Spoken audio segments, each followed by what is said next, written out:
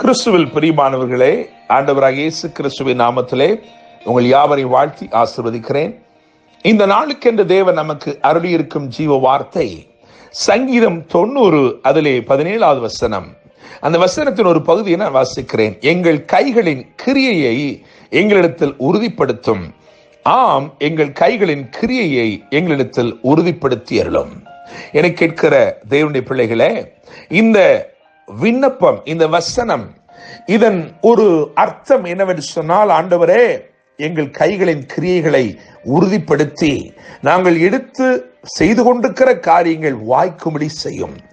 எங்கள் காரியங்களில் ஒரு காரிய சக்தி உண்டாயிருப்பதாக என்று அர்த்தப்படும், என்று பொருள்படும் ஒரு வசனத்தில் இருந்துதான் கர்த்தர் நம்மோடு கூட இன்றைக்கு பேசுகிறார். ஆங்கிலத்தில் make our efforts successful, confirm the works of our hands என்று எழுதியிருக்கிறது. இந்த சங்கீதத்தின் மேல் விலாசத்தை கவனிக்கும் பொழுது தேவ மனிதனாகிய மோசேயின் ஜெபம், அவனுடைய ஜெபம், அவன் ஏறெடுத்து ஜெபிக்கிறான். எங்கள் கைகளின் கிரியையை எங்களிடத்தில் உறுதிப்படுத்தும், ஆம் எங்கள் கைகளின் கிரியை எங்களிடத்தில் உறுதிப்படுத்தும். ஆண்டவரே, நாங்கள் செய்ய துவக்கினதை நாங்கள் செய்து முடிக்கும்படிக்கு அருள் செய்யும். ஆண்டவரே, இடையில் இருக்கிற பிரச்சனைகளை அகற்றி போடும், தடைகளை நீக்கி போடும். நாங்கள் எதை தொடர்ந்து, எதை நிறைவேற்றி முடிக்க வேண்டுமோ, எதை நாங்கள் செய்து முடிக்க வேண்டுமோ அதை வெற்றியோடு செய்து முடிக்கும்படி இந்த நாளிலே உதவி செய்யும் என்கின்ற வண்ணமாக ஏறெடுக்கப்பட்ட ஜெபம். The problem in the process was over. இன்னைக்கு தீர்க்க தரிசனமாய் சொல்லுகிறேன், இந்த உங்களுடைய வாழ்க்கையிலே நீங்கள் செய்ய துவங்கினதிலே தொடரக்கூடாதபடிக்கு காணப்படுகிற பிரச்சனைகள் எதுவாயிருந்தாலும், உங்கள் வாழ்க்கையிலே நீங்கள் இதை செய்து முடிக்க வேண்டும் என்று முற்பட்டு நின்று அதிலே பாதியிலே தடைபட்டு போன காரியங்கள் எதுவாயிருந்தாலும், இன்றைக்கு அதை தொடரவும் அதை வெற்றியோடு முடிக்கவும் தேவன் உதவி செய்ய போகிறார். உங்கள் காரியங்களை எல்லாம் அற்புத விதமாய் தேவன் இன்றைக்கு வாய்க்க பண்ண போகிறார். தேவனுடைய பிள்ளைகளே, 3 காரியங்களை வேதத்திலிருந்து உங்களுக்கு முன்பதாக வைக்கும்படிக்கு விரும்புகிறேன். முதலாவது காரியத்தை விளக்கும்படிக்கு இந்த பகுதி, இந்த சங்கீதத்தில் இருந்தே நான் சொல்லும்படி விரும்புகிறேன்.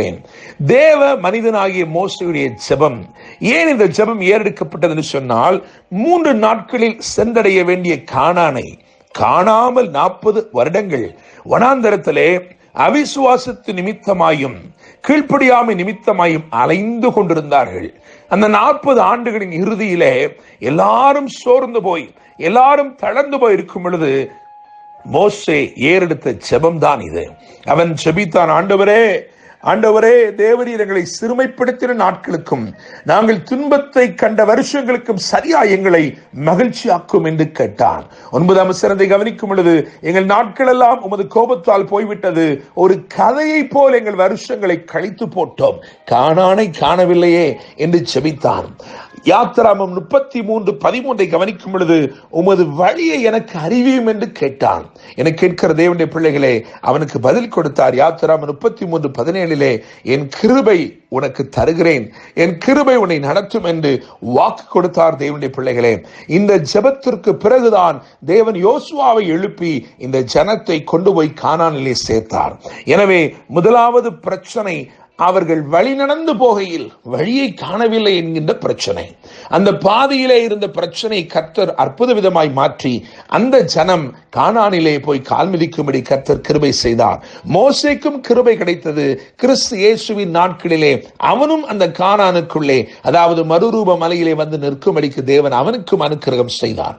இரண்டாவதாக 2 ராஜாக்கள் 6ஆம் அதிகாரம் 5ஆம் வசனத்தை கவனிக்கும் பொழுது, 2 Kings 6:5 அதில் கவனிக்கும் பொழுது, ஒருவன் உத்திரத்தை வெட்டி விழுத்துகையில் அது கோடரி, அந்த கோடரி தண்ணீரிலே விழுந்து விட்டது என்று எழுதியிருக்கிறது.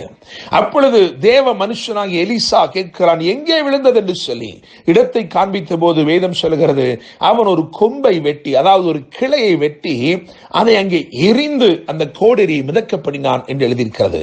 என கேட்கிற தேவனுடைய பிள்ளைகளே, முதலாவது கிருபை வெளிப்பட்டபடினாலே அந்த அவர்கள் தொடர்ந்து கானானுக்குள் செல்லும்படிக்கு கர்த்தர் உதவி செய்தார். இரண்டாவதாக இங்கே ஒரு கொம்பு துருவு, அதாவது ஒரு கிளை ஒன்று, அது செழுமையான ஒரு மரத்திலே இருந்து அது முறிக்கப்பட்டு அது இங்கே எரியப்பட்டது என்று எழுதியிருக்கிறது. அப்படித்தான் பரலோகத்திலே செழுமையாய் இருந்த இயேசு கிறிஸ்து அங்கே இருக்கிற அவரை, அந்த கிளையை அவர்கள் அங்கே இருந்து பிதாவாகிய தேவன் அதை எடுத்து அதை பூமியிலே, உலகத்திலே எரிந்து போட்டார். பூமியிலே மனுக்குலம் ரட்சிக்கப்படும்படிக்கு அவர் அருளப்பட்டார். அப்படியாக வந்தபடினாலே பாருங்கள், மிதக்கத்தான் முடியும் என்கின்ற கிளை, அந்த கிளை மூழ்கவே மூழ்காது, அந்த கிளை ஒன்றினாலும் மூழ்கடிக்க முடியாது. ஆனால் அவர் நமக்காக மூழ்கி போன நம்மை மிதக்கப்படினார். என கேட்கிற தேவனுடைய பிள்ளைகளே, அதுதான் இரண்டாவதாக நான் சொல்ல விரும்புகிறேன். விழுத்துகையில், அவன் வெட்டி விழுத்துகையில் ஏற்பட்ட பிரச்சனை, பாதியிலே, அதாவது அவன் நடத்த முடிக்கும் போது நடந்த பிரச்சனை, அதிலே கர்த்தர் ஒரு அற்புதத்தை செய்தார். மூன்றாவதாக எரேமியா 18:4 வாசிக்கும் பொழுது அங்கே கவனிக்கலாம். ஒருவன், அதாவது குயவன் திரியிலே வணைந்து கொண்டிருக்கிறான், வணைந்து கொண்டிருக்கையில் கெட்டு போயிற்று என்று எழுதியிருக்கிறது. ஆயினும் அதை திருத்தமாய் செய்யும்படிக்கு தம்முடைய கரத்தை திரும்பமாய் அதன் மேல் வைத்தார். என கேட்கிற தேவனுடைய பிள்ளைகளே, ப்ராசஸ், அதாவது நீங்கள் செய்து கொண்டிருக்கிற செயல்பாட்டிலே உங்கள் காரியங்கள் நடந்து நிறைவேறிக் கொண்டிருக்கிற பொழுது பிரச்சனைகள் வந்து விட்டதா? இன்றைக்கு கர்த்தர் தீர்க்க தரிசனமாய் சொல்லுகிறார், அவைகளை எல்லாம் சரிப்படுத்தும்படிக்கு அவர் தம்முடைய கிருபை அனுப்புகிறார். கிளையாகிய கிறிஸ்து இயேசுவே உங்களுக்காக இறங்கி வருகிறார். மூன்றாவதாக நாம் தியானித்ததன்படி அவருடைய கரத்தை அனுப்புகிறார். பரிசுத்த ஆவியானவர் என்னும் கரம் இறங்கி உங்களுக்காக செயல்படும் பொழுது எல்லாவற்றையும் சீர்படுத்தி விடுகிறது. நாம் வாசித்த வசனத்தை கவனிப்போம். சங்கீதம் 90:17, அதிலே எங்கள் கைகளின் கிரியையை எங்களிடத்தில் உறுதிப்படுத்தும். ஆம், எங்கள் கைகளின் கிரியை எங்களிடத்தில் உறுதிப்படுத்தும். நான் நம்புகிறேன், விசுவாசிக்கிறேன். இன்றைக்கு கர்த்தர் இந்த உங்களுடைய கைகளின் கிரியைகளை உறுதிப்படுத்தி நீங்கள் எவைகளை தொடர்ந்தீர்களோ அவைகளை நிச்சயமாய் செய்து முடிக்கும்படிக்கு கர்த்தர் உங்களுக்கு பலனையும் கிருபையும் அருள்வாராக. என்றும் அன்புடன் pastor Daniel Moses. God bless you.